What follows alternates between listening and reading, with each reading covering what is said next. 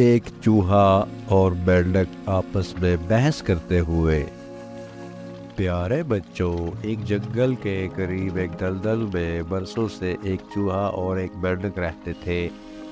بات چیت کے دوران ایک دن میںڈک نے چوہے سے کہا، اس دلدل میں میرا خاندان صدیوں سے آباد ہے اور اسی لیے یہ دلدل مجھے باپ دادا سے ملی ہے، یہ میری وراثت ہے۔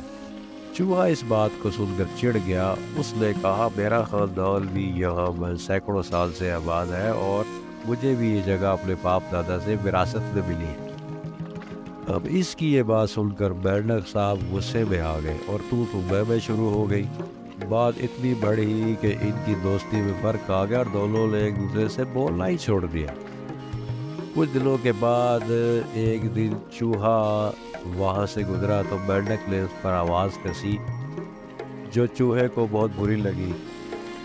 اس کے بعد چوہے نے یہ کیا کہ گھاس میں چھپ کر بیٹھ جاتا اور جب میںڈک وہاں سے گزرتا تو اس پر حملہ کر دیتا۔ آخر کار ایک دن تنگ آ کر میںڈک نے کہا، اے چوہے، تو چوروں کی طرح یہ چھپ چھپ کر حملہ کرتا ہے، مرد کا بچہ ہے تو سامنے میدان میں آ تاکہ کھیل کا مقابلہ ہو اور تجھے میری قوت کا پتہ چلے۔ چوہے نے یہ بات قبول کر لی اور دوسرے دن صبح ہی مقابلے کا وقت مقرر ہوا۔ مقررہ وقت پر ایک طرف سے چوہا نکلا، اس کے ہاتھ میں نرسل کے پودے کا ایک لمبا سا تنکا تھا۔ دوسری طرف سے میںڈک کے ہاتھ میں بھی اسی طرح کا تنکا تھا۔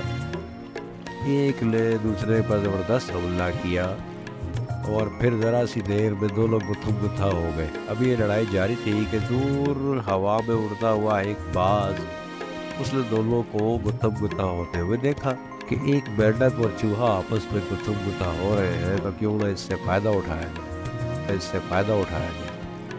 اور اس نے اڑان بھری اور نیچے آئی اور ایک دم جھپٹے میں دونوں پہلوانوں کو اپنے تیز نوکیلے پنجوں میں دبا کر لے گئے۔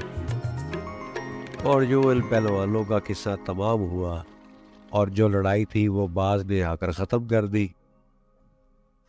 اب اس گھنے جنگل میں وہ دلدل وہیں پہ موجود ہے، لیکن وہ جھگڑالو میںڈک اور چوہا جو باز کی خوراک بن گئے نہیں ہے۔ اسی لیے کہا جاتا ہے کہ زمین کے ایک ٹکڑے کی خاطر ایک دوسرے کے دشمن مت بنے۔